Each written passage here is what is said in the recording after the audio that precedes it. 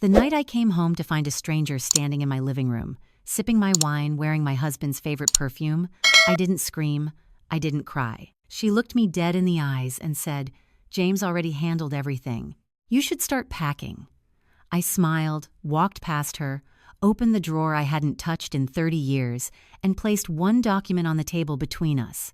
The color drained from her face before she'd finished reading the first page. The night everything changed, I came home to find all the lights on. That was the first thing I noticed. Not the unfamiliar car parked in my driveway, not the faint sound of music drifting through the front door, just the lights. Every single one blazing like the house was hosting a party nobody had invited me to. I stood on the front porch for a moment, my keys still in my hand, and told myself it was nothing. James probably had a work call run late. Maybe he'd forgotten I was coming home early from my sister's place in Franklin. There was always a reasonable explanation. There had always been a reasonable explanation. I pushed open the door and stepped inside. She was standing in the middle of my living room. Not sitting, standing, like she'd been waiting for me. Or maybe like she simply didn't feel the need to sit because sitting implied she was a guest, and this woman had clearly decided she was something else entirely. She was younger than I expected, though I don't know why I had any expectation at all. Early 30s, I'd guess. Dark hair pulled back just loosely enough to look effortless. She was wearing a silk blouse I didn't recognize, the kind that costs more than it should, and she was holding a glass of my Burgundy, the bottle James and I had been saving since our anniversary trip to Napa 3 years ago, like it was something she'd picked up at a corner store. She looked up when I walked in, and she didn't flinch. That was what struck me first. Most people, caught in a situation like that, would at least have the decency to look startled. She didn't. She looked at me with the kind of calm that only comes from believing you have nothing to explain. And then she smiled. Not warmly, not apologetically. Just the way someone smiles when they've already decided how a conversation is going to end. "You must be Catherine," she said. Not Mrs. Monroe, not James's wife, Catherine. Like we were colleagues at a networking event. Like she'd heard my name mentioned in passing and was now simply confirming a minor detail. I set my bag down on the entryway table slowly. I didn't say anything right away. I've learned over the years, 30 years of drafting contracts, negotiating terms, sitting across from people who wanted something I wasn't willing to give, that silence is a language all its own, and sometimes the most powerful thing you can say is nothing at all. She took a small sip of my wine. "James told me you'd probably be emotional about this," she continued, tilting her head slightly like she was already bracing herself for a scene. "I want you to know I understand that. Change is hard, especially at," she paused, just long enough to make the pause itself a statement, "this stage of life." This stage of life. I looked at her for a moment, then I looked around the room. At the fireplace, James and I had installed the winter after Sophie was born, when we were so broke we did half the work ourselves and laughed about it for years after. At the bookshelves, I'd spent an entire summer arranging, pulling down and rearranging until the light hit them exactly right. At the framed photograph above the mantel, the one taken on the steps of our first Monroe House hotel, James in a suit that didn't quite fit yet, me in a blue dress, both of us squinting into the sun and grinning like people who had no idea how much work was still ahead of them. Every single thing in that room had a story, and none of those stories included her. "James has already made arrangements," she said, and her voice carried that particular brand of confidence that comes not from experience but from being told repeatedly that things will work out in your favor. "There's a place downtown, very nice, fully furnished. He wanted to make sure you'd be comfortable." She paused again, then added, as if it were an afterthought, "The movers can come Friday." Friday. He had scheduled movers. For Friday, I looked back at her, this woman standing barefoot now on my hardwood floors. I hadn't even noticed she'd taken her shoes off, made herself that at home, and I felt something move through me that wasn't anger. It wasn't grief either, though there was something underneath it that I recognized as the distant cousin of grief. What I felt, standing there in my own living room on a Tuesday evening while a stranger finished the last of my anniversary wine, was something much quieter and much more dangerous than anger. I felt clear, clearer than I had felt in years, maybe. The kind of clarity that doesn't come from a single moment, but from 100 small moments finally adding up to something you can no longer pretend you don't see. She was watching me, waiting for the tears or the shouting or the desperate bargaining she'd clearly been prepared for. I gave her none of it. Instead, I walked to the armchair across from her, my armchair, the one I'd reupholstered twice because I couldn't bring myself to replace it, and I sat down. I crossed my legs. I folded my hands in my lap, and I looked at her the way I used to look at opposing counsel when I was still practicing law. Not with hostility, just with attention. The kind of attention that says, I am listening to every word you say, and I am remembering all of it. It's a nice place, she offered, filling the silence with the first thing that came to her. Downtown. Good views. I said. She shifted her weight slightly. Just slightly. I don't think she even noticed she'd done it. James thought it would be easier this way, she added. Clean. No drawn-out process. He's always appreciated efficiency, I said. My voice came out even, almost warm. She blinked, reassessing. She'd expected resistance or collapse, and she'd gotten neither. I watched her recalibrate, watched her try to find the version of this conversation she'd rehearsed. Somewhere above us, in the house that had been mine for 22 years, a floorboard creaked. James. Moving around upstairs. Present but not here. Not willing to come down and face this himself. Of course not. He'd always preferred to let the paperwork do the difficult work. He'd just forgotten, after all this time, who did the paperwork. She took another sip of wine and smiled again, more carefully this time. I think if we're both reasonable about this, she began. I think you should finish that wine, I said pleasantly. It's a very good Burgundy. She stopped. I held her gaze and said nothing else. She had no idea who she was talking to, and I had no intention of telling her. Not yet. Sitting in that armchair, watching her finish my wine, my mind did something it hadn't done in years. It went back. Not to last month, or the slow unraveling of the past few years I'd spent telling myself was just natural settling, all the way back to a version of me I hadn't thought about in so long that remembering her felt almost like remembering a stranger. 30 years ago, I had an office on the 4th floor of a building on Church Street, right in the heart of downtown Nashville. Small office, big window, a view of the street below that I loved more than I probably should have. I arrived before anyone else each morning, just to have that first quiet hour before the day started demanding things from me. I was a real estate attorney, 3 years out of Vanderbilt Law. And I was good, not just competent, but genuinely good. The kind of good that made senior partners send the complicated cases my way, regardless of my years on the wall. I could read a contract the way some people read a novel, finding the tension in the language, the deliberately vague passages, the small buried clauses that would matter enormously later when nobody remembered agreeing to them. I loved that work. I want to say that plainly, without apology. I met James Monroe on a Wednesday afternoon in early spring. He came in without an appointment, something our front desk would normally never allow, but James had a way of getting through doors that were technically closed to him. He was 32. Charming in the way that doesn't feel calculated because it's so completely natural. He dropped into the chair across from my desk like we were old friends and told me he had a real idea. Not the usual thing. Boutique hotels. Intimate, character-rich properties designed to feel like private homes rather than places you checked into and out of. He'd been watching Nashville grow, watching people arrive with money and a hunger for something personal and curated. He could see it clearly, he said. He just needed someone who understood legal architecture to help build the foundation. I listened for 45 minutes. I asked good questions, the kind that made him lean forward instead of back. And somewhere in that conversation, something shifted in me that I didn't fully understand until much later. It wasn't just that I found him attractive, though I did. It was the way he saw things with a wide-open optimism I recognized immediately as both his greatest strength and his most significant blind spot. He could envision the destination with perfect clarity. He just had no understanding of the road. That was where I came in. We had dinner that Friday, and the Friday after that. By summer, we were spending weekends driving through Tennessee, walking through old properties he'd identified, crumbling Victorian inns, forgotten manor houses, a defunct railroad hotel outside Chattanooga that smelled like another century.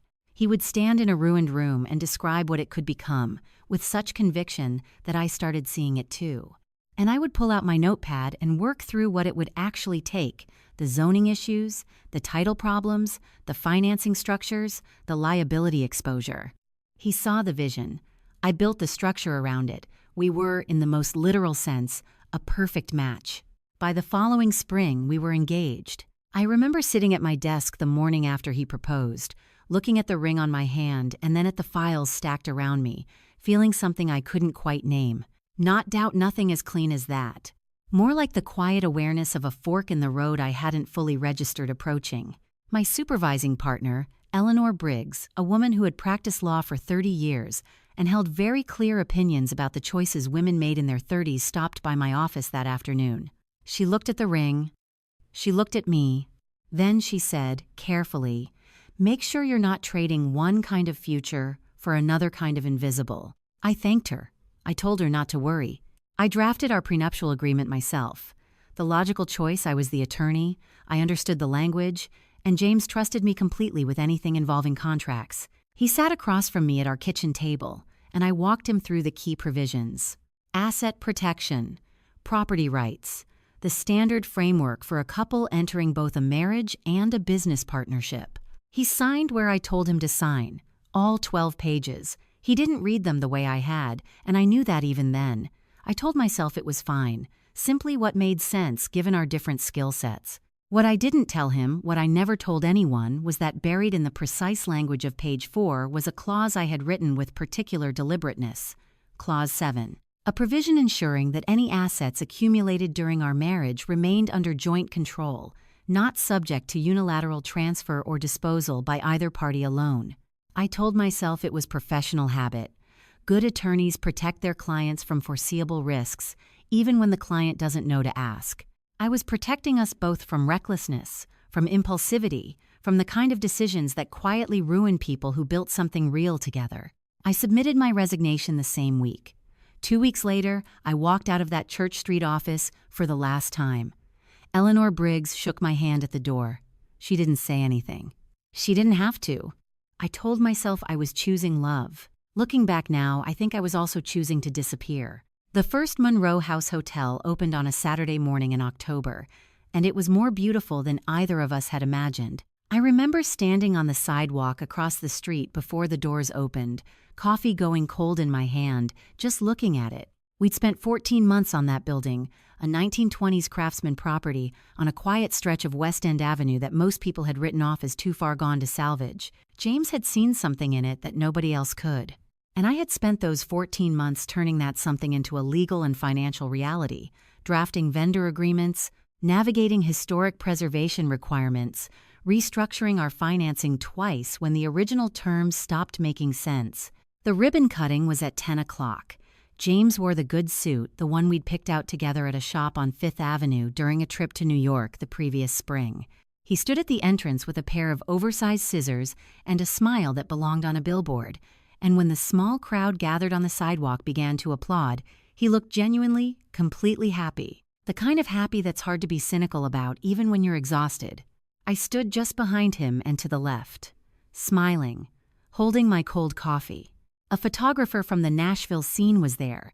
He took several shots of James at the ribbon, James shaking hands with the contractor, James gesturing toward the restored facade. At one point, he turned his camera toward me and I stepped slightly to the side, out of the frame. I don't know exactly why I did that, some instinct I hadn't examined yet. That photograph of James ran in the paper the following Thursday. He looked exactly like what people would come to expect, the visionary, the restorer, the man with the golden eye for forgotten things. The caption read, "James Monroe, developer and founder of Monroe House Hotels, at the opening of his flagship Nashville property." His. I noticed that word. I filed it somewhere and kept moving, because there was always somewhere to keep moving. The first hotel brought the kind of attention that arrives quickly when something works: inquiries from investors, interest from property owners in other cities, invitations to speak at real estate conferences, where James was invariably introduced as a pioneer. And with that attention came the work that nobody photographed. The term sheets that needed reviewing, the partnership agreements that required precision, the vendor contracts with buried indemnification clauses that would have cost us dearly if anyone less careful had been the one reading them. That was my table. Not the conference stage, not the ribbon-cutting sidewalk, the kitchen table at 11 o'clock at night with a stack of documents and a highlighter, making sure that what James had shaken hands on in a room full of optimistic people was actually something we could survive on paper. We opened a second Monroe house within 18 months. Then a third, this one in Savannah, a former carriage house just off Forsyth Park, that I had spent 3 weeks untangling from a title dispute, so old and so complicated that the opposing attorney had actually called me afterward to ask how I'd found the resolution. I didn't tell him I'd spent a weekend in the Georgia County Records Office going through documents by hand. Some things you just do.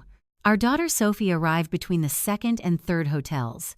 She was born on a Tuesday in March, and James was in Memphis closing a deal on a potential fourth property. He made it back by Thursday, which I understood, because I understood how these timelines worked. I had built most of them myself. My mother flew in from Knoxville and sat with me in the hospital, and when Sophie was placed in my arms for the first time, I thought, with a clarity that surprised me, that this small person was the first thing in years that was entirely and unconditionally mine. James cried when he finally held her. He was genuinely moved. I have to say that because it's true, and the truth of it matters in ways I didn't fully appreciate until much later. Sophie grew up in the orbit of the Monroe House empire, the way children of builders do, aware of its presence without understanding its structure, absorbing the rhythms of a household where work was never fully separate from anything else. She was sharp from the beginning, observant in a way that sometimes made me wonder what exactly she was observing, but that came later. In those years, there was mostly just the work. By the time we had 5 properties across 3 states, James had become something of a public figure in Nashville business circles. His name appeared regularly in the business section of the Tennessean. He was invited onto panels and into boardrooms, asked to consult on civic development projects, profiled in a regional magazine under the headline, "The Man Who Saves Old Buildings." He was good at all of it: the presence, the narrative, the ability to walk into a room and make everyone in it feel like they were part of something worth believing in. And I was good at what I was good at: the contracts, the structures, the late nights making sure the foundation held. There was a period, somewhere around year 8 or 9, when I became aware of a pattern.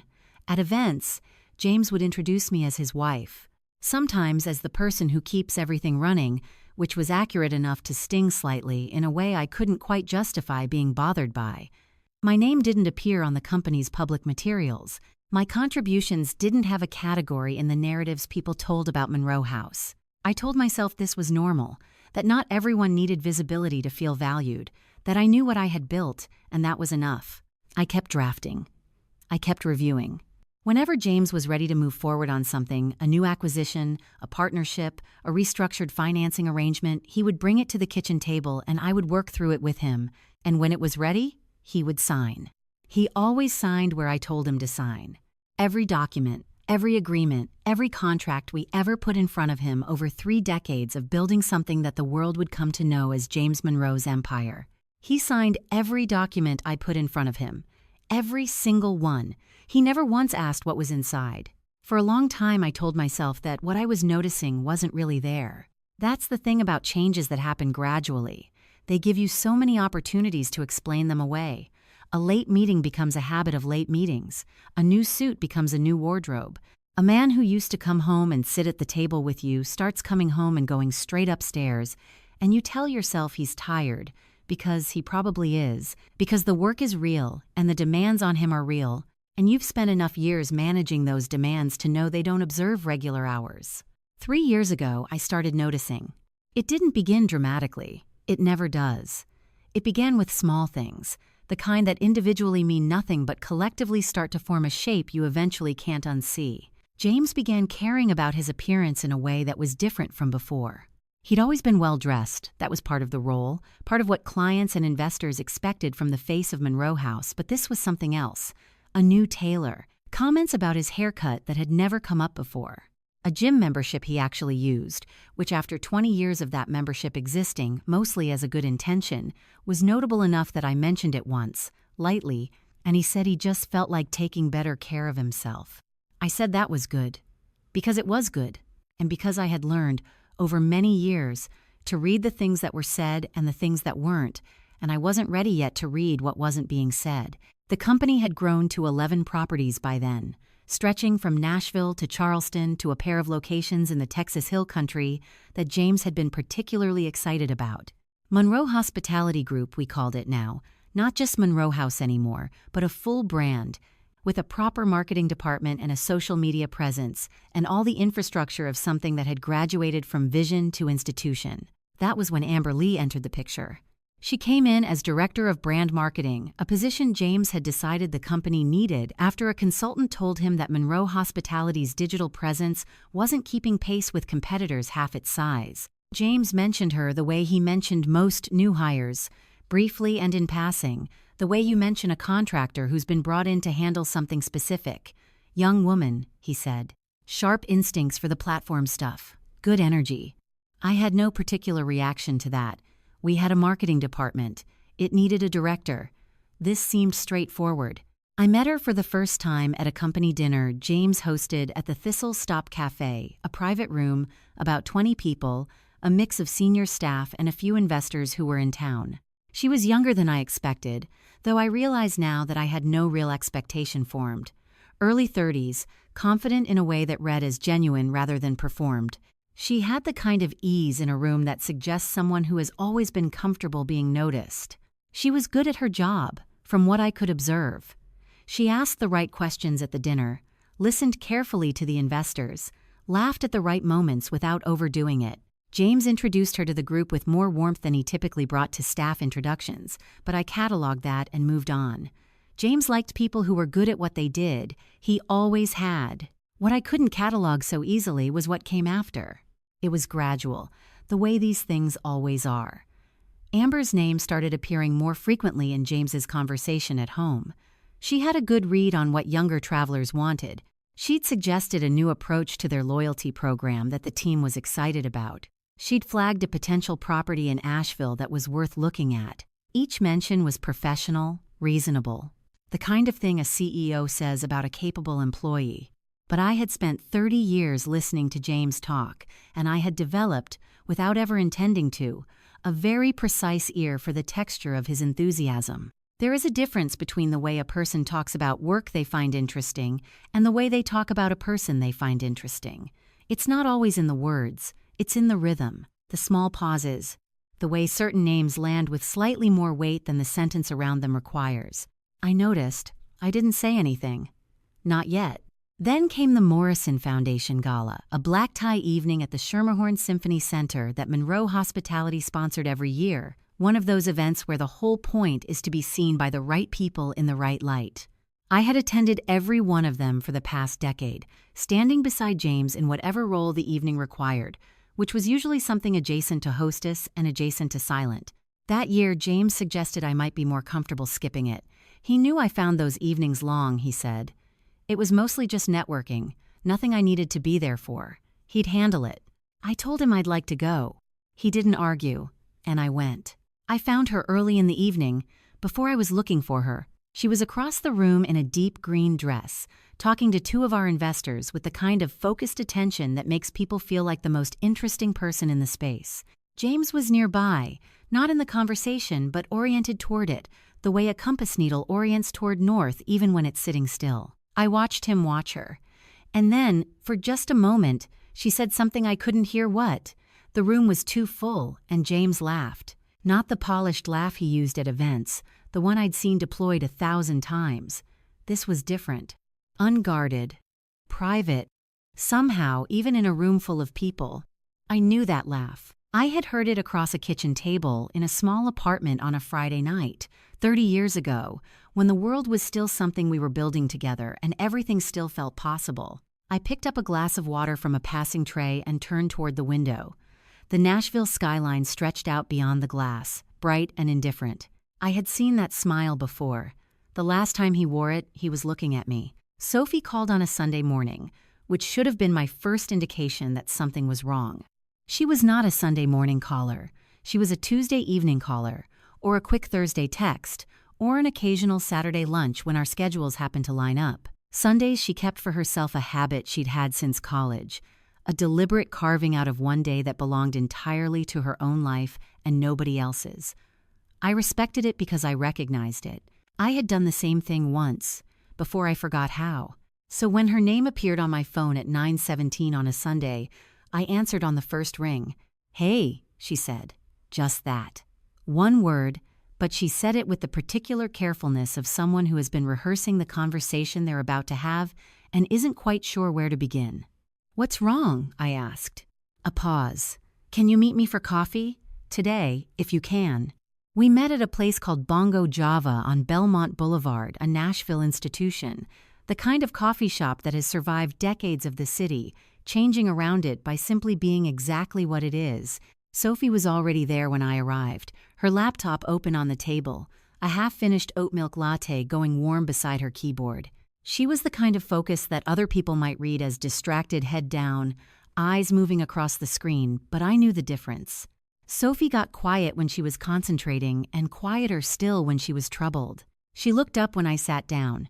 Something moved across her face that she controlled quickly, but not quickly enough. "How long have you been looking at this?" I asked, nodding toward the screen.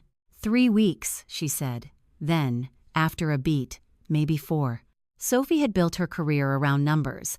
After finishing her accounting degree at the University of Tennessee, she'd spent 3 years at a mid-size firm in Nashville before going independent, taking on private clients who needed someone thorough and discreet. She had a gift for it, not just the technical work, but the reading of financial patterns, the ability to look at a column of figures and cents, almost intuitively, when something didn't belong.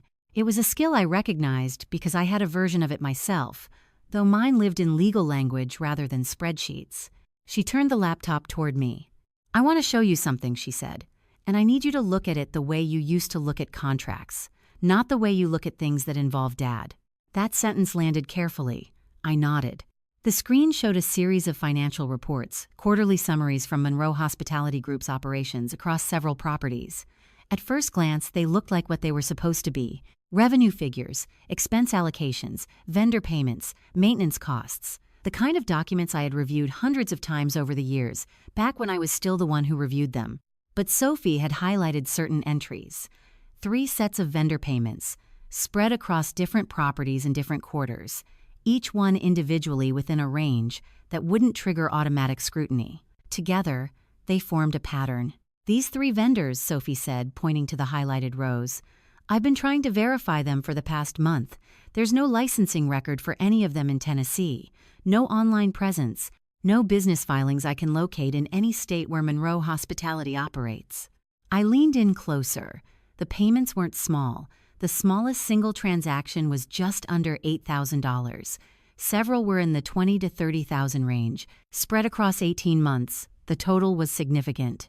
"Could be sloppy record keeping," I said, because that was the charitable explanation, and I was still, even then, extending charity where I probably shouldn't have been. Sophie shook her head. I thought that too, at first. So I looked at the approval chain. She clicked to another tab. Every one of these payments was approved personally, not routed through the standard accounts payable process. Direct authorization. "From James," I said. It wasn't a question. "From James," she confirmed. I sat back in my chair. Around us, Bongo Java hummed along with its Sunday morning regulars, students with headphones, couples over newspapers, the particular unhurried energy of a city that hadn't fully woken up yet. None of it touched the table we were sitting at. "There's more," Sophie said. She navigated to a 3rd tab, this one showing a different kind of report, not operational expenses but capital flows, money moving between accounts. "There's a receiving account that I can't trace back to any entity in the company's disclosed structure. The transfers are irregular, different amounts, different intervals, but they've been happening consistently for the better part of 2 years. 2 years. The same rough window as everything else I'd been quietly cataloging. "You think it's a separate account," I said. "I think it's a separate entity," she said. "Something set up outside the normal structure, receiving funds from inside it." I looked at the numbers again, at the careful, deliberate irregularity of them, varied enough to avoid pattern detection at a surface level, consistent enough to tell a story when you looked at the full picture. This wasn't the work of someone being careless. This was the work of someone who understood, at least partially, how financial oversight functioned, and had designed something to operate just below its threshold. "Have you talked to anyone else about this?" I asked. "No," Sophie said immediately. "Just you." I appreciated that more than I could say in the moment. I closed my eyes briefly, not dramatically, just long enough to let the full weight of what she was showing me settle into something I could carry without dropping. Then I opened them and looked at my daughter, who had spent weeks carrying this alone because she hadn't known how to tell me, and I thought about all the ways we protect the people we love by trying to shield them from things we know will hurt them. "Do you know who owns the receiving account?" I asked. Sophie's expression shifted. "Not much, but enough." "Not yet," she said. "The trail goes through a registered agent service. It'll take more digging." She paused, then added, "But Mom, whoever set this up, knew what they were doing. This wasn't an accident. This wasn't even opportunism." She looked at me steadily across the table, her hands wrapped around her cooling latte, and said the thing she'd probably been working up to since she'd first called me that morning. "I don't know where the money is going yet," Sophie said. "But Mom, someone built a door in this company that only opens from the outside. 3 weeks ago, I stood in a ballroom full of people who believed they knew James Monroe, and I finally understood something I had been carefully not understanding for a very long time. The Nashville Hospitality Gala was held every year at the Omni Hotel downtown, a grand high-ceiling space that the industry used as its annual occasion to celebrate itself. Monroe Hospitality had been a presenting sponsor for 6 years running, which meant James was expected to work the room with the thoroughness that level of sponsorship implied. He was good at it. He always had been. I had dressed carefully that evening, a deep navy gown, a pair of earrings Sophie had given me for my birthday. I stood at the bathroom mirror, longer than usual, not out of vanity, but out of something I didn't have a name for yet, a deliberateness, the sense that this particular evening required a different kind of preparation. James had been quiet in the car on the way over, not unfriendly, just somewhere else. The way he increasingly was present in body, occupied elsewhere in a way I had learned not to ask about directly because the answers were always the same. Lot on his mind. Nothing to worry about. I had stopped worrying a long time ago.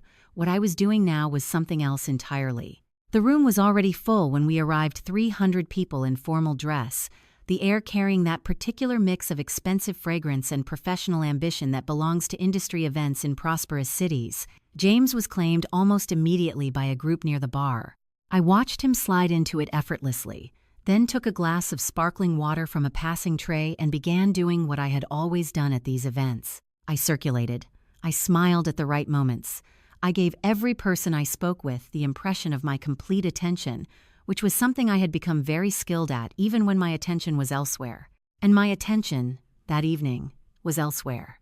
I found Amber across the room within the first 20 minutes, champagne-colored dress, hair down, moving through the crowd with the ease of someone who had decided this was her environment. She was working the room as deliberately as James was, not as a guest, but as someone with a stake in the outcome. I kept my distance and watched. Around 8:30, James broke away from his group and moved toward the far side of the room, near the corridor leading to the private dining suite. Amber, from across the space, made a movement so subtle I might have missed it if I hadn't been watching a slight shift in direction, a recalibration of her path. Within minutes, they were both near the corridor entrance, not together exactly, but adjacent in a way that had clearly been arranged. I set down my glass and followed at a natural distance, stopping briefly to greet a woman I knew, keeping my eyes moving. The corridor was quieter, carpeted, dimly lit. I moved along it slowly, the way someone might if they were simply stepping away from the noise. Near the far end, where it curved toward the private suite, voices carried, James's first. Low, measured, using the tone he reserved for conversations he considered settled. "The timeline moves up if we do it this way. She won't see it coming." Then Amber quieter. "And the transfer? You're sure the structure holds?" A pause. Then James. "The new company takes it all, clean. By the time anything gets reviewed, it's already done." I stood completely still. "The transfer? The new company? Clean. By the time anything gets reviewed." I had spent 30 years reading contracts. I knew how people talked when they were describing something legitimate, and I knew how they talked when they were describing something they needed to complete before anyone looked too closely. This was the second kind. I turned and walked back toward the ballroom before either of them could round the corner. My pace was even. My expression, catching briefly in a mirrored panel along the corridor wall, was composed. I had learned over many years how to keep what was happening inside me from reaching my face. My phone buzzed as I stepped back into the noise of the ballroom. "Sophie, found the registered agent, Shell Company, Delaware Incorporation. 2 directors listed. One is definitely Nashville-based. I'll have the names by tomorrow. I read it twice, slipped the phone back into my evening bag, picked up a fresh glass of sparkling water. For the next 90 minutes, I did everything the evening required. I spoke with the right people. I laughed at the right moments. I stood beside James when Monroe Hospitality's name was called during the awards portion, and when he placed his hand briefly on the small of my back the way he had done at 100 events before this one, I didn't move away. I simply stood there, holding my composure like something I had paid for and fully intended to keep. On the drive home, James talked about the evening, a potential deal, the company's positioning heading into the next quarter, the general sense that things were moving in a good direction. I listened. I responded at the right moments. I asked a question that kept him talking through the rest of the drive. When we pulled into the driveway on Chickering Road, he said it had been a good night. I agreed that it had. I smiled at the right people, said the right things, and drove home knowing exactly what I was going to do. The house was quiet by the time I sat down at my desk. James had gone to bed not long after we got home, the way he usually did after a long evening, quickly, efficiently, the way he did most things that were only about himself. I heard the bedroom door close from down the hall, and then there was just the particular silence of a large house at midnight, the kind that has texture to it, that presses back gently when you sit still inside it. I hadn't turned on the overhead light, just the lamp on the corner of my desk, an old brass one with a green shade that I'd had since my Church Street days, one of the few things I'd taken when I left that office. It cast a warm, narrow circle of light across the desk surface, leaving the rest of the room in the kind of soft dark that makes thinking feel possible. I sat there for a while without doing anything, just letting the evening settle. Then I opened the bottom drawer. The filing system in my study had always been mine alone. James had his own office on the second floor where he kept the things he cared about: deal books, industry awards, the framed covers of the magazine profiles. My study was different. It was where the architecture lived. 30 years of documents, organized with the precision of someone who understood that the difference between a well-structured agreement and a poorly structured one was often the difference between security and catastrophe. I knew exactly where everything was. I started with the current operational files, the ones Sophie and I had been quietly reviewing over the past several weeks. I spread them across the desk and went through them again, this time not as a mother absorbing difficult news, but as an attorney assessing a situation. The vendor irregularities, the capital flow patterns, the Delaware registrations Sophie had flagged. Taken individually, each piece was concerning. Taken together, they described something with a shape and a direction and, most critically, a timeline. The timeline was the part that mattered most. James had said it himself, in that corridor at the Omni, in the voice he used when he thought no one was listening. By the time anything gets reviewed, it's already done. He was counting on speed, on the assumption that by the time anyone looked closely, the structure would already be in place and the outcome already fixed. It was, I had to admit, not a bad strategy. For someone who didn't know what I knew, I worked through the files for about an hour. Then I set them aside and reached further back into the drawer. The folder I was looking for was toward the back, behind the property records and the tax documents and the various agreements that had accumulated over 3 decades of building something together.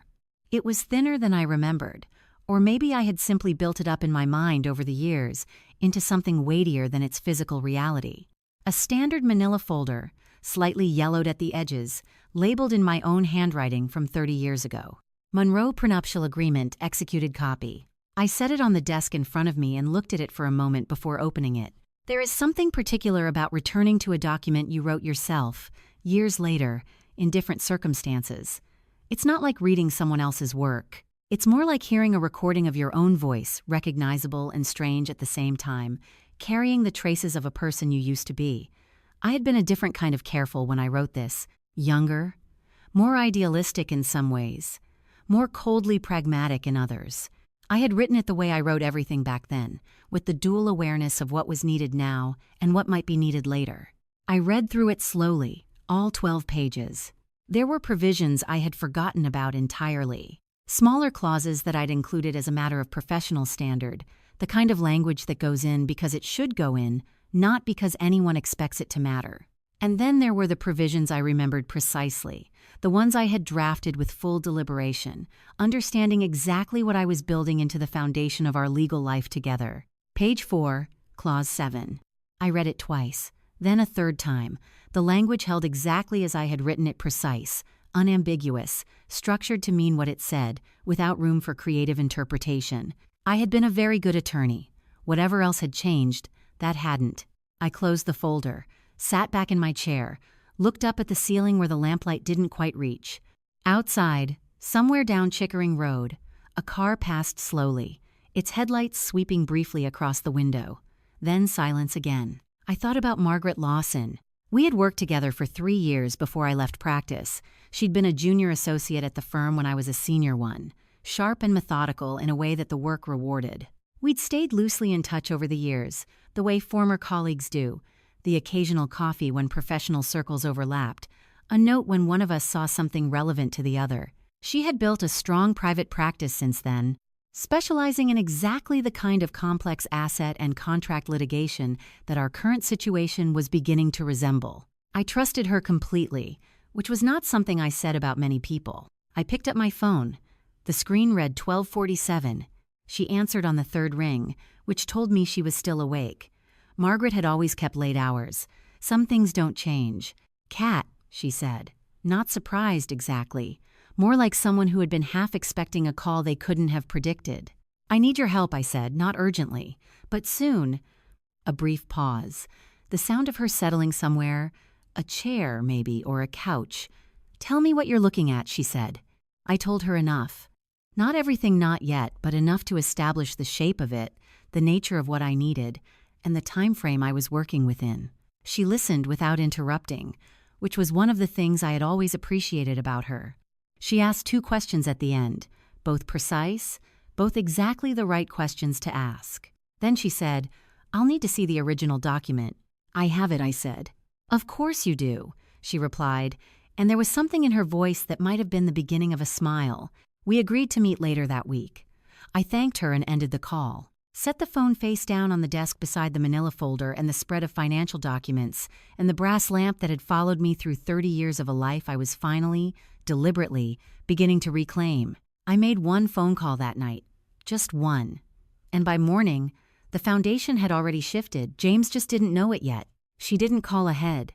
That was the first thing I noticed when I saw her through the front window, Sophie's car in the driveway on a Tuesday evening 2 weeks ago, and Sophie herself, standing at the door with her laptop bag over one shoulder and an expression I recognized from when she was 7 years old and had something important to tell me that she wasn't sure how to begin.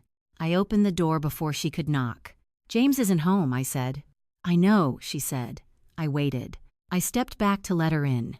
We went to the kitchen, not the study, not the living room, but the kitchen, because that was where we had always gone when something needed to be said plainly and without the formality that other rooms seemed to impose.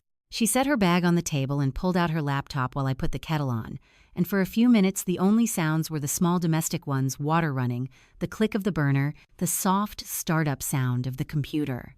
Sophie had been working on this for 2 weeks since our meeting at Bongo Java.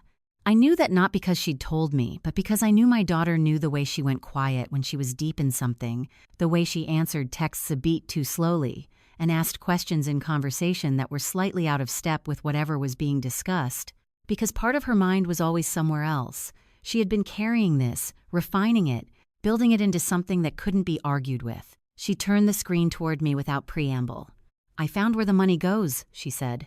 The documents on the screen were more organized than the ones she'd shown me at the coffee shop cleaner, annotated with a summary page she'd clearly prepared specifically for this conversation. Sophie understood, without my having to say it, that what she showed me needed to be the kind of evidence that held up not just emotionally but structurally. She had built her case the way I used to build arguments, layer by layer, each piece connected to the next. The 3 vendor accounts I already knew about were there, now fully mapped. She had traced each one through its registration history, all 3 created within a 6-week window 18 months ago, all 3 using the same registered agent service in Delaware, all 3 listed at addresses that turned out to be mail forwarding facilities with no physical operations. phantom entities, constructed with just enough bureaucratic legitimacy to pass a surface-level review but nothing underneath. The payments from these 3 vendors all route to the same place, Sophie said, navigating to the next page. Eventually, they move through 2 intermediary accounts. First, different banks, different states, but the endpoint is consistent. She pointed to a name at the top of a flowchart she'd built herself, boxes and arrows mapping the movement of money across 18 months of transactions. Lee and Associates, LLC. I looked at the name for a moment, said it quietly to myself, the way you say something when you're deciding how much weight it deserves. Lee, I said. Sophie nodded. She didn't say anything else. She let me sit with it. Lee and Associates had been incorporated in Tennessee 14 months ago, more recently than the vendor accounts that fed into it, which meant the structure had been set up in sequence, the vendors first, the receiving entity second, the flow of money only beginning once both ends of the pipeline were in place.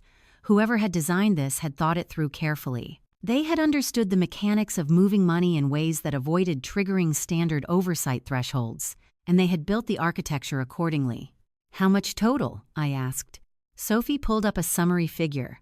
I looked at it without speaking for a moment. It was more than I had estimated, even accounting for the patterns I'd already identified. Taken as a single number rather than a series of individually modest transactions, it had a different quality. It felt like a decision rather than an accident. This has been running for 18 months, I said. Consistently, Sophie confirmed. The transfers aren't regular, they vary in size and timing, which I think was intentional. But the total accumulation is, she paused, choosing her word, substantial. I looked at the flowchart again, at the clean lines Sophie had drawn between the phantom vendors and the intermediary accounts and the entity at the end of the chain, at the name sitting at the top of it all like a quiet declaration. And the ownership of Lee and Associates, I said. You found the directors? Something shifted in Sophie's expression. Not dramatically, she was too composed for that, too practiced at keeping her reactions measured when the situation called for it. But I had been reading her face since the day she was born, and what I saw there was the particular tension of someone who is holding information they're not certain the other person is prepared to receive. She navigated to another tab, a business registration document, Tennessee Secretary of State, filed 14 months ago, 2 listed directors. The first was a name I didn't recognize, likely a nominee, a placeholder used to provide the minimum required information without revealing the actual principal. A common enough practice in structures designed to obscure. The second name, Sophie had highlighted in yellow. She didn't point to it. She didn't say anything. She just turned the screen slightly more toward me and waited. I leaned forward, read the highlighted name, sat back. The kettle had been boiling for some time. Neither of us had moved to pour it. Outside the kitchen window, the backyard was dark. The old oak tree at the property line just a silhouette against a lighter sky. I had planted that tree the year Sophie started kindergarten. It was taller than the house now. Who owns Lee and Associates? I asked, even though I had just read the answer on the screen. I asked it the way you sometimes ask a question you already know the answer to. Not because you need the information, but because you need to hear it said out loud by someone else, to make it real in a way that a highlighted name on a document somehow isn't yet. Sophie's expression told me she already knew. She just wasn't sure I was ready to hear it. The footsteps on the stairs were unhurried. That was the first thing I noticed, not the sound itself, but the pace of it. Measured, deliberate. The walk of a man who had decided, somewhere between the bedroom and the landing, exactly how he was going to enter this room. James had always understood the value of an entrance. It was one of the first things I had noticed about him 30 years ago in my office on Church Street, and it was one of the things that had never changed. He appeared at the bottom of the stairs in a dark charcoal shirt, sleeves pushed to the elbows, the particular version of casual that takes effort to achieve. He looked at me first, then at Amber, then back at me, with an expression I recognized immediately, the one he used in negotiations, when he wanted to signal that he was the most reasonable person in the room and was simply waiting for everyone else to catch up. "Catherine," he said. Not Cat, Catherine. The full name, the formal one, deployed the way he deployed it when he wanted to establish a register. Professional, measured, above the fray. "James," I said. Amber had straightened slightly when she heard him on the stairs. She was still holding her wine glass, but the ease she'd worn when I first walked in had shifted into something more careful. She looked between us with the attention of someone recalibrating. Reading the room she suddenly understood was more complicated than she'd been told. James crossed to the center of the room with the unhurried confidence of someone who believed the space belonged to him.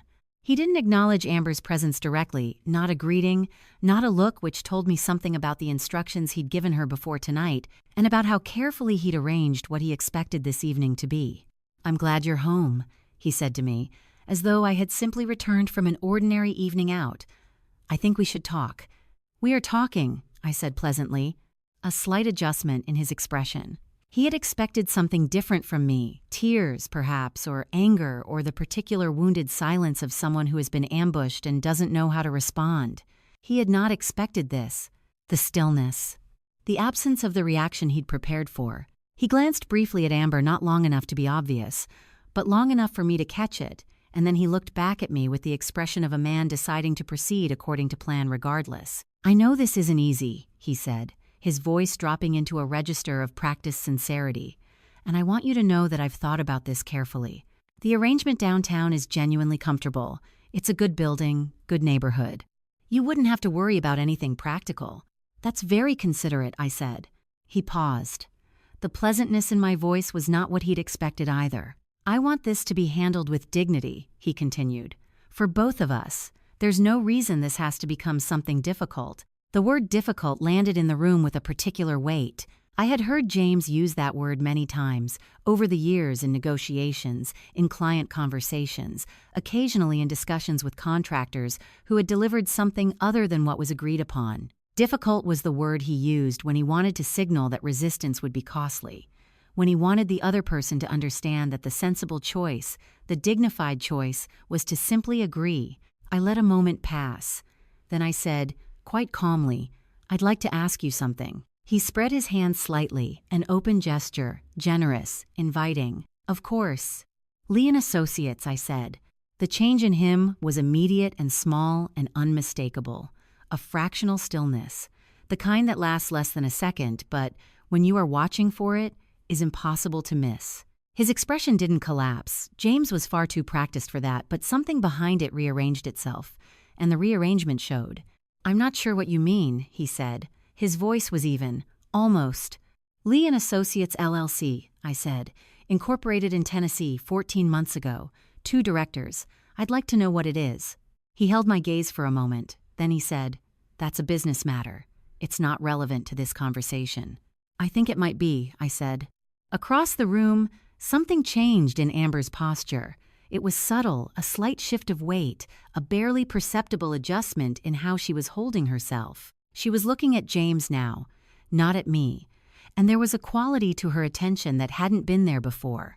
The quality of someone who has just heard a name they were told they wouldn't hear. James turned toward her with the controlled ease of someone changing the subject. "Amber, why don't you give us a few minutes?" "You told me that company had nothing to do with her," Amber said. She said it slowly, not loudly, with the particular quietness of someone working something out in real time, following a thread they hadn't expected to find themselves holding. James's jaw shifted. "This isn't the time. You said it was a separate venture." Her voice was still measured, but there was something tightening underneath it. "You were very specific about that." He looked at her for a moment with an expression I recognized, the one that meant he was deciding which version of an explanation to offer, which framing would cost him the least. I said nothing. I didn't need to. The silence in that room had weight and direction. It moved between the three of us like something physical, settling finally and undeniably on James, who was standing in the center of the space he believed he controlled and finding, perhaps for the first time, that control was not the same as ownership. Amber's eyes moved to James. "You told me that company had nothing to do with her," she said slowly. The silence that followed was louder than anything James could have said. I stood up, not abruptly, not with anger. I simply rose from the armchair the way you rise when you have decided that sitting is no longer what the moment requires, and I walked across the room toward the study door without saying anything to either of them. James watched me. "Catherine." "One moment," I said. I heard Amber say something to him in a low voice as I stepped into the study, too quiet for me to make out the words. But the tone was unmistakable. The tone of someone who has started asking questions they should have asked earlier. The study was exactly as I had left it the night after the gala. The brass lamp on the desk, the stack of documents I had reviewed and re-reviewed until I knew every page from memory. And in the bottom drawer, exactly where it had always been, the thin manila folder with my own handwriting on the tab. I picked it up, carried it back into the living room. James had moved to stand near the fireplace, the one we'd installed the winter after Sophie was born. He had his arms crossed loosely, a posture that was meant to read as relaxed but didn't quite achieve it. Amber was still near the window, her wineglass set down now on the side table, her full attention on me as I returned. I set the folder on the coffee table between us, didn't open it, just set it down and stepped back. "What is that?" James asked. His voice was controlled, but I could hear the thing underneath the control, a tightness that hadn't been there 20 minutes ago. "Our prenuptial agreement," I said. "The original executed copy. I drafted it myself 30 years ago, before we were married." Something moved across his face. Recognition, maybe, or the beginning of it. "I remember the prenup," he said carefully. "This isn't relevant to—" "Page 4, I said, Clause 7. I watched him go still in the particular way that people go still when a number and a word land together and mean something they weren't prepared for. His arms dropped slightly from their crossed position. It was a small movement. It told me everything. Amber looked between us. "What's Clause 7?" she asked. James opened his mouth, closed it. The silence stretched 2 seconds too long. So I answered. "Clause 7 establishes that any assets accumulated during the course of our marriage properties, business interests, financial instruments, holdings of any kind remain under joint control," I said, keeping my voice even and clear. "Neither party may unilaterally transfer, assign, liquidate, or otherwise dispose of those assets without the written consent of the other." The room was very quiet. "Any assets," I continued, "including the properties currently held under Monroe Hospitality Group, including any interests in entities receiving funds from those properties." I paused just long enough for that to land fully. "Including anything that might have been structured to move those assets elsewhere without my knowledge." Amber turned to look at James directly. Not at me, at him. James's voice came out measured and careful. That clause was standard language. It was never intended to apply to. "It was intended to apply to exactly this," I said. "I wrote it. I know what I intended." He looked at the folder on the coffee table. I could see him calculating, running through the variables the way he always did when a situation stopped going the way he'd planned, looking for the angle, the reframe, the version of this that he could make sound reasonable. I picked up my phone and dialed. Margaret answered on the second ring. "I need you to confirm something," I said. "I'm going to put you on speaker." I set the phone on the coffee table beside the folder. Margaret's voice came through clearly in the quiet room, calm, professional, with the particular precision of someone who has spent decades speaking in contexts where imprecision has consequences. "Margaret Lawson," I said, "I'm with my husband and another party. Can you confirm the enforceability of Clause 7 in the Monroe prenuptial agreement as executed?" A brief pause, not hesitation, just the beat of someone ensuring accuracy before speaking. "Clause 7 of the Monroe prenuptial agreement is fully enforceable as written," Margaret said. "It has not been amended, waived, or challenged in any proceeding. Under Tennessee law, it applies to all marital assets as defined within the document, which includes any business interests and associated holdings accumulated during the marriage." "Thank you," I said. "Of course," Margaret said. And then, after a moment, "Call me when you're ready for the next step." I ended the call. The room held the particular silence of something that has just become irreversible. Not loud, not dramatic. Just final, the way certain things are final, not with a crash but with a quiet click, like a lock engaging. James stood near the fireplace and said nothing. There was nothing particularly useful left to say. The ground he'd built his plan on had shifted beneath him in the space of a 3-minute phone call, and he was still standing in the same place, which meant he was now standing on something that no longer held the weight he'd assumed it would. Amber had not moved from her position near the window. She was looking at the folder on the coffee table with an expression. I recognized the expression of someone assembling a picture they had been given all the wrong pieces for. She reached out and picked up the document. James said quickly, "Amber." She opened it to page 4. She read. Her eyes moved down the page slowly at first, then faster, then stopped. She read that section again. I watched her do it, watched the moment when the language stopped being abstract and became specific, when the words on the page connected to the situation she was standing inside. She set the document back down on the coffee table, carefully, like something she wanted to put distance between herself and. Then she looked at James with an expression that had nothing to do with me. James stared at his own signature at the bottom of the page, 30 years old, still valid, still binding. He had signed it himself. The quality of the silence after Margaret's call was different from the one before it. Before, the silence had been strategic, the kind that people use as a tool, as a way of buying time or applying pressure, or simply refusing to concede ground. The silence that settled into the room after James looked at that document was something else. It was the silence of a situation that had resolved itself into clarity, whether anyone in the room was ready for that clarity or not. James moved first.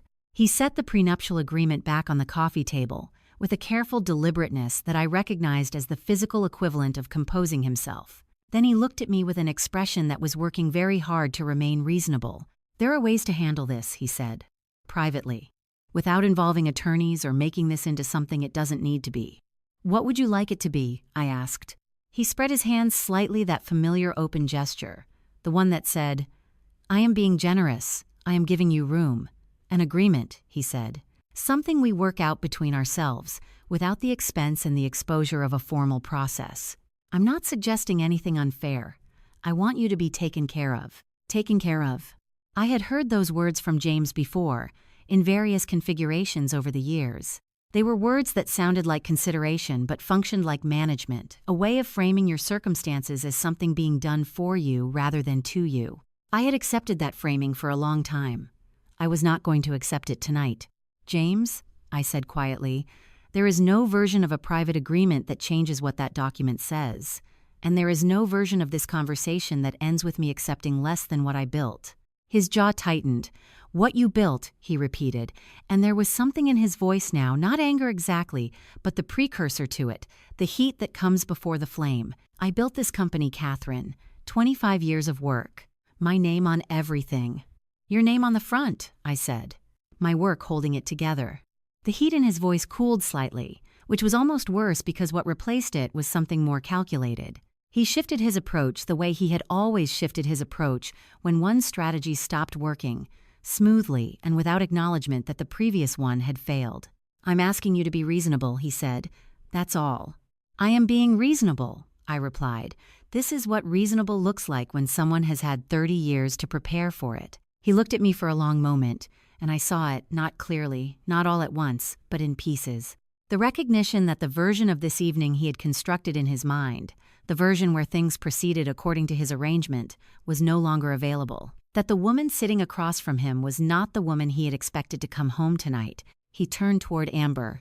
It was a small pivot, physical and tactical at the same time, the turn of a man looking for a different angle in a room that was running out of them.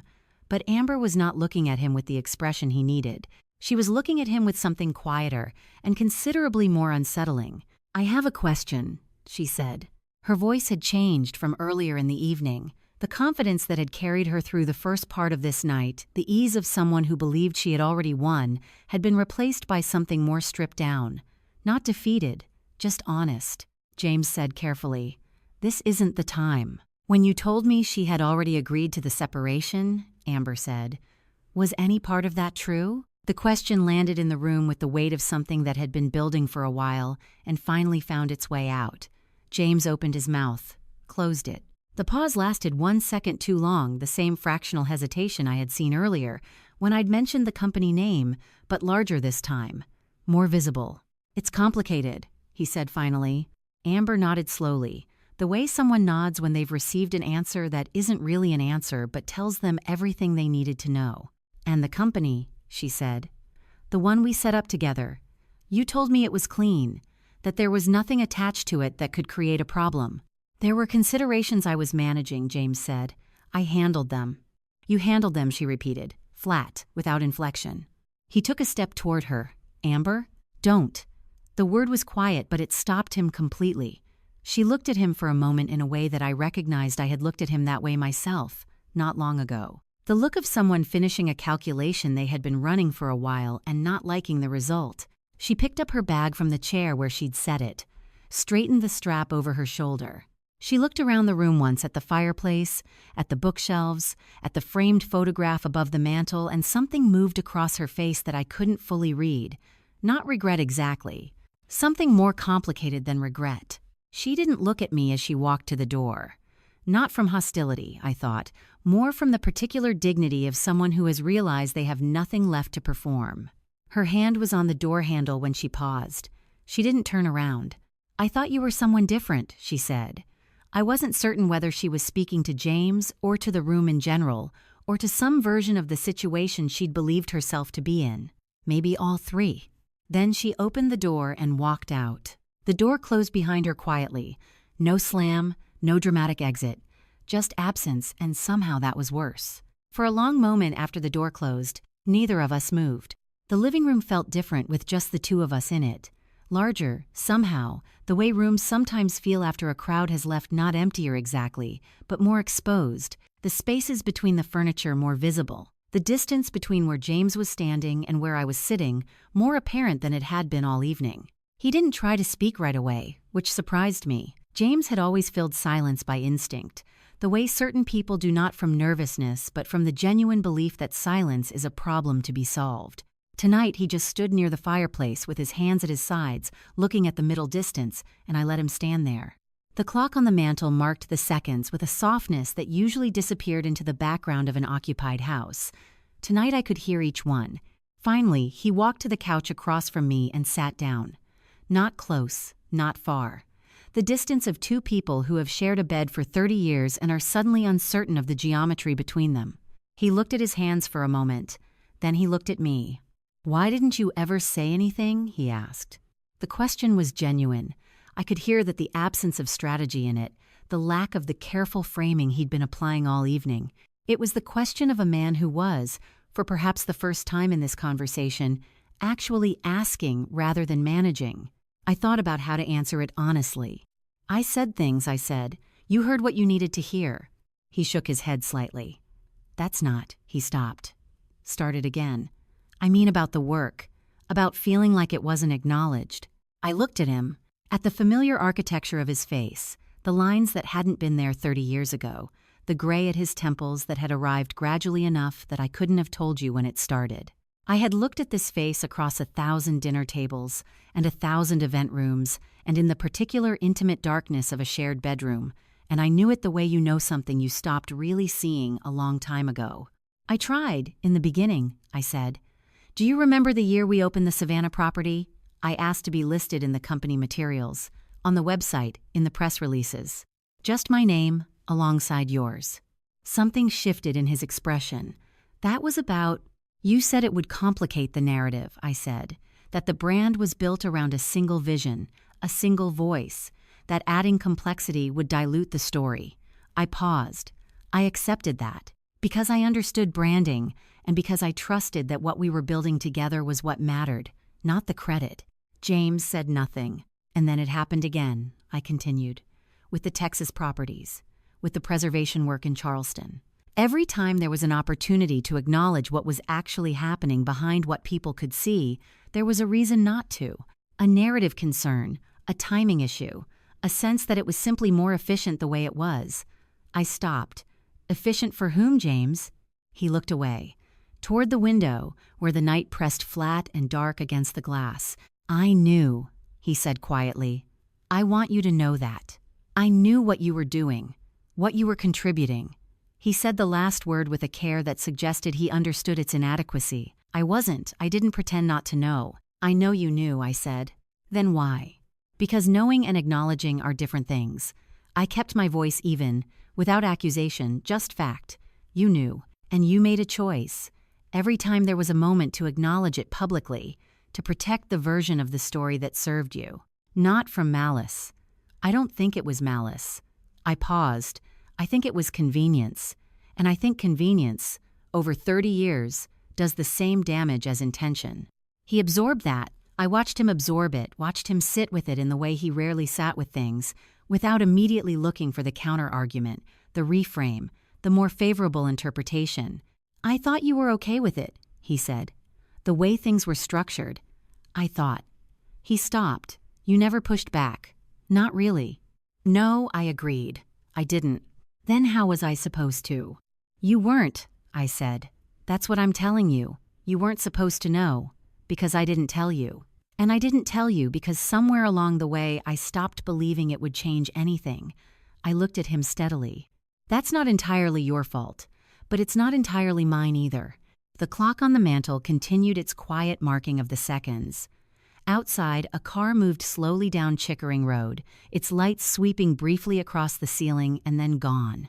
James leaned forward, his elbows on his knees, his head lowering slightly. It was a posture I had never seen on him, the posture of someone who had set down something heavy and wasn't sure they could pick it back up. "The money," he said. Not a question, not an explanation, just the word, placed into the space between us like something he was acknowledging the existence of. "Yes," I said. I told myself it was. He stopped again. He was having difficulty, I realized, with the thing that had always come easiest to him, the framing, the version of events that made sense of his choices. Without it, he seemed genuinely at a loss. "You don't have to explain it to me," I said. "Not tonight." He looked up at that, surprised. "There'll be a process," I said. "Margaret will be in touch. There are things that will need to be addressed formally, and they will be." I kept my voice neutral. Not cold, just clear. "But I don't need the explanation tonight, James. I've had a long time to understand the shape of it." He was quiet for a while. The kind of quiet that isn't strategic, just the quiet of someone sitting inside something they can't talk their way out of. Then, "I trusted you," he said. The words came out with a weight that surprised me, not performed, not calculated. Just true, he had trusted me. With the contracts, with the structure, with the legal architecture of everything we had built. He had handed me the pen and turned away and trusted me completely for 30 years. It was, I thought, one of the most honest things he'd said all evening. "I know," I replied. I let that sit for just a moment. Then I finished it.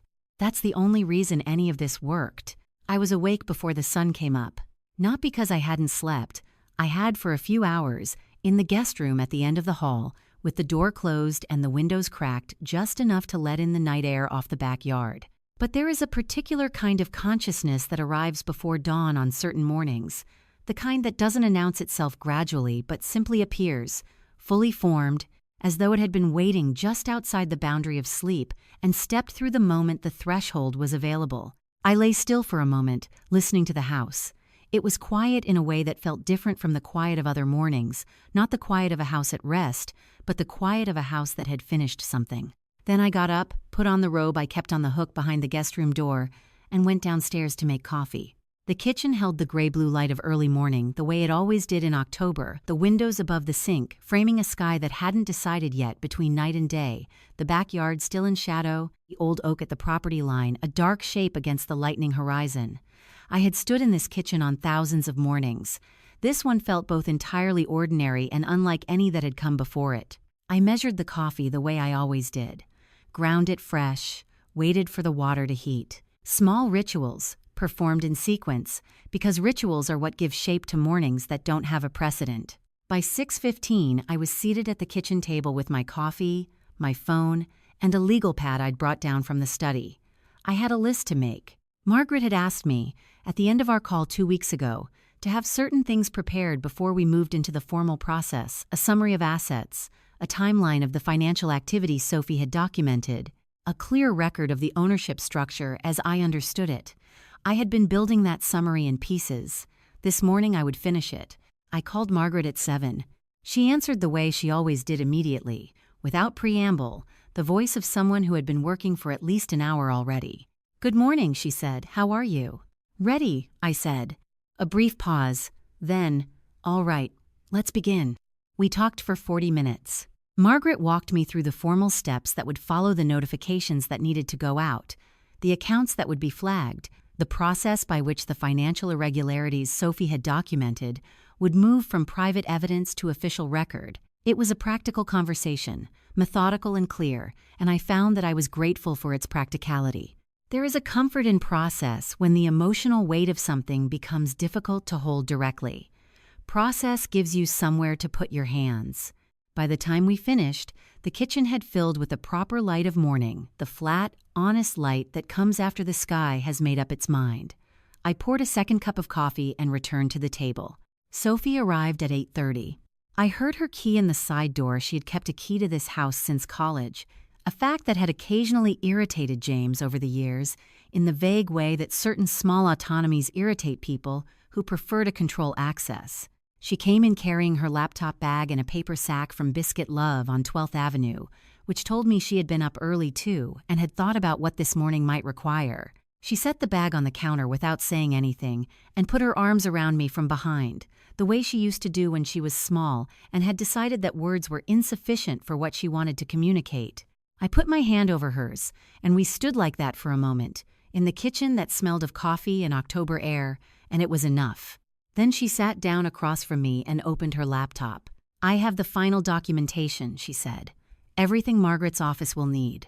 She pulled out a folder thicker than the ones she'd brought before, organized with the thoroughness I had come to expect from her.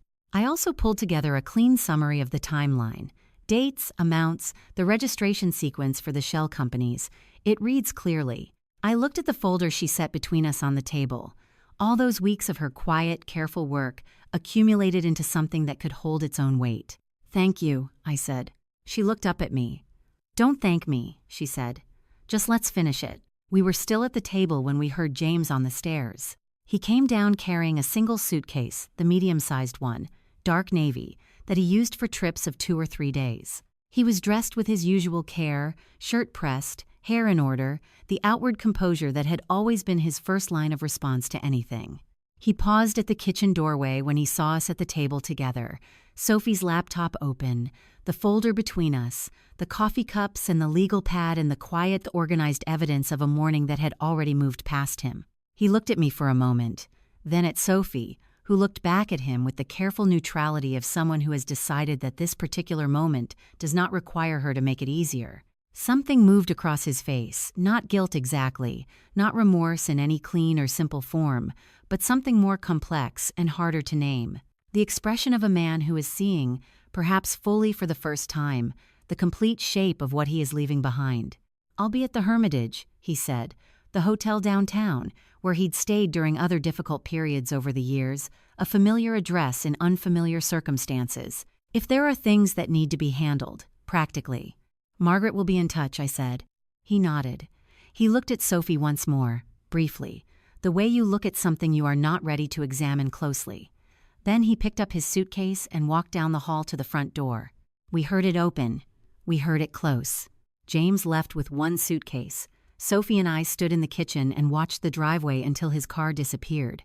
Then she put the kettle on. 3 days after James left, my phone rang with a number I didn't recognize. I almost didn't answer.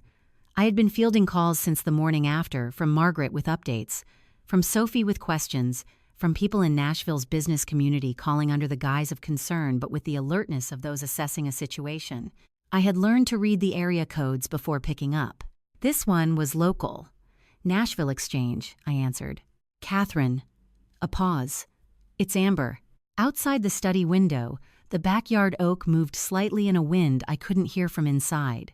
I watched a single leaf detach and drift down through the gray October air. "I know this is unexpected," she said. Her voice was different from the last time I'd heard it, quieter, more careful, the voice of someone who had spent 3 days deciding whether to make this call. "Where are you?" I asked. "East Nashville. I was wondering if you'd be willing to meet. Somewhere neutral.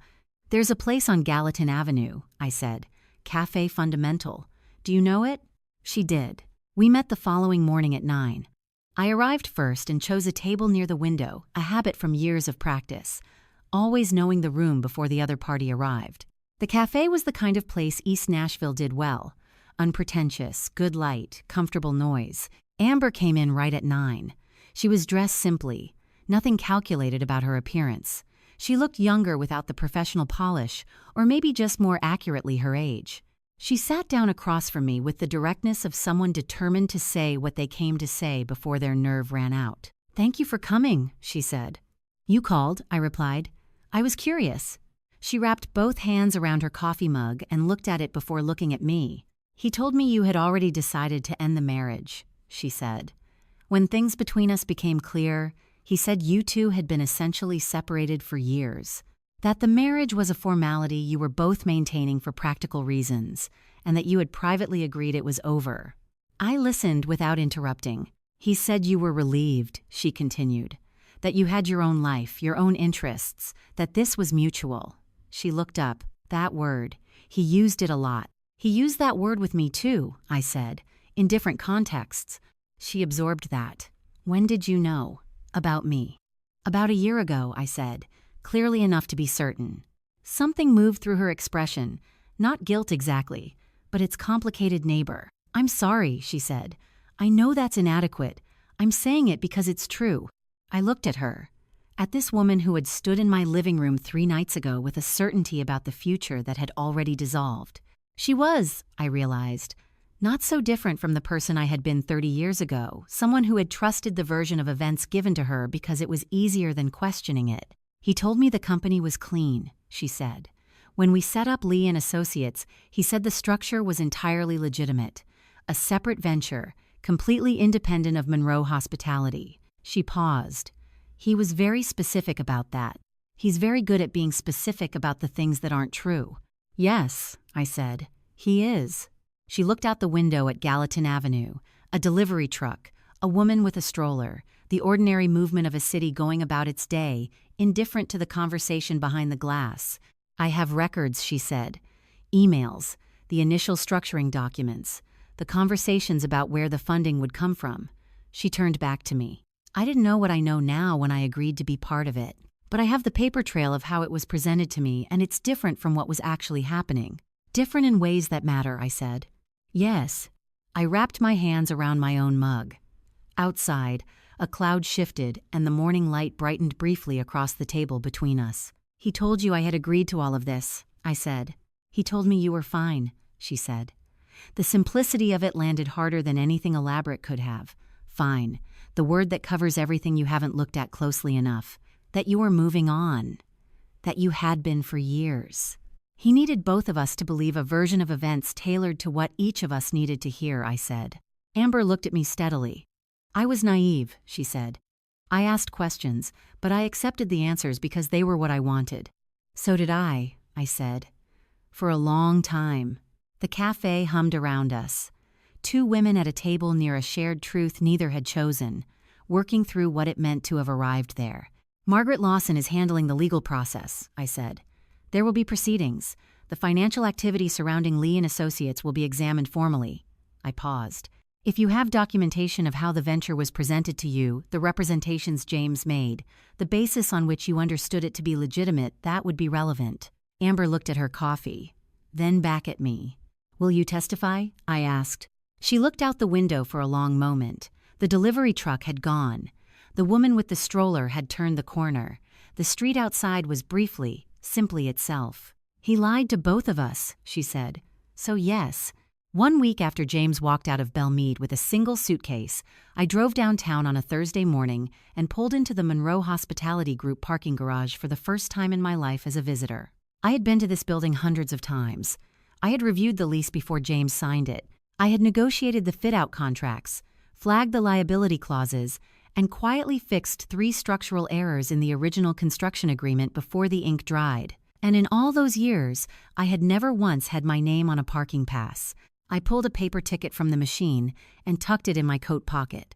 Margaret was already waiting in the lobby when I stepped off the elevator, my attorney, a woman who had spent the last 2 decades handling some of the most complex asset disputes in Middle Tennessee. She carried a slim leather briefcase and the particular calm of someone who had read every document twice and was ready for any question. Sophie stood a few feet behind her, laptop bag over one shoulder, wearing the kind of expression that meant she hadn't slept much, but wasn't about to say so. You ready? Margaret asked. I've been ready for 30 years, I said. I just didn't have the right reason yet. We took the elevator to the 14th floor. The boardroom faced the Cumberland River, all glass and clean lines, a design I had approved in 2009. When James wanted something that felt like a statement, 7 board members were already seated when we walked in. James sat at the far end of the long table, his hands resting flat in front of him, He was dressed impeccably, as always, but his posture had the careful stillness of a man who already knew the morning wasn't going to go his way. Margaret opened the session without pleasantries. She began with the vendor accounts, 3 entities created within a 6-week window, sharing the same registered agent address in Delaware, none of them able to produce a license, a physical location, or a single verifiable employee. She laid out the payment records, tracing each transaction through 2 intermediary accounts before they arrived at a Tennessee LLC incorporated 14 months ago. The total was significant. The pattern was deliberate. Then she presented the written statement from a party directly involved in the founding of that LLC, confirming that the company had been structured to receive funds redirected from Monroe Hospitality Group assets without board authorization and without the knowledge or consent of all parties legally required to approve such transfers. She didn't name anyone. She didn't need to. One of the board members, Patricia Hollis, who had sat on the board since the 3rd hotel opened, leaned forward. And the legal standing on the asset question? The transfer authority? Margaret placed a 1-page legal opinion on the table and slid copies toward each seat. The Monroe prenuptial agreement contains a joint control provision covering all marital assets, including business holdings and any entities funded by those holdings. That provision has been reviewed by outside counsel. It is fully enforceable under Tennessee law. Any unilateral transfer of Monroe Hospitality Group assets past, present, or proposed made without Mrs. Monroe's written consent is legally invalid. The room was quiet. Sophie opened her laptop and walked the board through the financial timeline, clean slides. No editorializing, just numbers and dates that told their own story. The irregularities spanned 18 months. The structure had been careful. But careful and invisible are 2 different things. And Sophie had found every thread.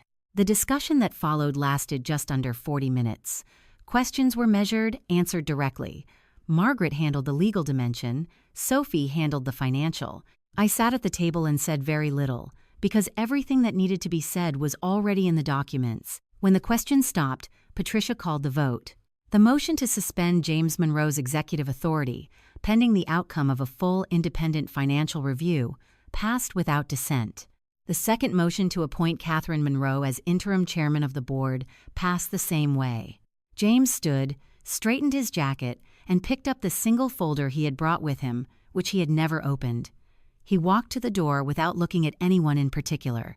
No outburst, no appeal. Just a man leaving a room he had believed, until very recently, would always belong to him. The door closed behind him with a soft, final click. I looked around the table at faces I had known for years, people who had attended our galas, toasted our expansion, shaken James Monroe's hand at every ribbon cutting from Nashville to Savannah. They had always been polite to me, gracious even, but this was the first time any of them were waiting for mine. Patricia Hollis extended her hand across the table. "Welcome to the chair, Catherine." I shook it, and for the first time in a very long time, I felt the weight of the room settle not on my shoulders, but behind them. 3 months after that Thursday morning downtown, the house on Chickering Road smelled like fresh paint and sawdust. I had lived in this house for 26 years. I knew every creak in the floorboards, every draft that came through the den window in January, every corner where the afternoon light landed exactly right. And in all that time, I had never once chosen the color of a single wall. James had opinions about interiors. Strong ones. The living room had stayed the same shade of warm ivory since 2003 because he believed neutral colors made spaces feel timeless. The study had dark walnut shelving that he'd selected from a catalog without asking. The guest bathroom had fixtures I had never liked and replaced exactly 0 times because it didn't seem worth the conversation. Now, there was a man named Luis, the lead contractor I had hired through a referral from a colleague at the Nashville Preservation Society, standing in my kitchen doorway with a color swatch fan the size of a small novel, asking me what I actually wanted. I stood there for a moment longer than necessary. It turned out that when no one else has an opinion, the question becomes surprisingly difficult. Not because you don't know what you want, but because you realize you'd spent so long editing yourself before you even opened your mouth that you'd forgotten what the unedited version sounded like. "That one," I said, pointing to a deep sage that reminded me of the hills outside Chattanooga in early October. Luis nodded like it was the most natural choice in the world and made a note on his clipboard. That was how most of it went. Decision by decision, room by room, without negotiation or compromise, or the low-grade anxiety of waiting to see how someone else would react. I repainted the living room a warm slate that shifted between gray and blue depending on the hour. I replaced the walnut shelving in the study with open white oak that let the room breathe. I put a small writing desk in front of the window. I'd always liked most, the one in the upstairs hallway that looked out over the backyard oak, because I had always wanted a place to sit and think, and I had never made one. Sophie came by on a Saturday morning in the middle of all of it, stepping carefully around drop cloths and paint cans with 2 coffees from Frothy Monkey on 12th Avenue. She looked around the living room, where the new color was still drying, and smiled the way she does when something pleasantly surprises her. "It looks like you," she said. "That's the idea," I told her. She settled onto the drop cloth-covered sofa, and we talked for 2 hours. Not about legal proceedings or financial irregularities or shell companies in Delaware. Margaret had those matters well in hand, and the independent review had already surfaced more than enough to keep the relevant parties occupied for some time. We talked about the future, about what came next. Sophie had officially accepted the CFO position 2 weeks earlier, signing the updated employment agreement that Margaret had drafted with the kind of careful precision that left nothing ambiguous. She had taken the role seriously before the title caught up to her, but now the title was there too, and she carried it with the quiet confidence of someone who had earned it in full view of people who doubted her. Over those 2 coffees, we laid out the early framework for something we had been circling around for weeks, a new property. Not an acquisition of an existing Monroe hotel, not a renovation of something already in the portfolio. Something built from the beginning, on our terms, with our names on it from day one. The property was a former textile mill in East Nashville, 4 stories of exposed brick and iron frame windows sitting on a corner lot 2 blocks from the river. The building had been vacant for 11 years. A local preservation group had flagged it twice for landmark consideration, but no developer had committed. The bones were extraordinary. The potential was obvious to anyone willing to look past the dust. I had walked through it alone on a Wednesday afternoon, wearing the wrong shoes for the uneven concrete floors, and stood in what would eventually become the lobby.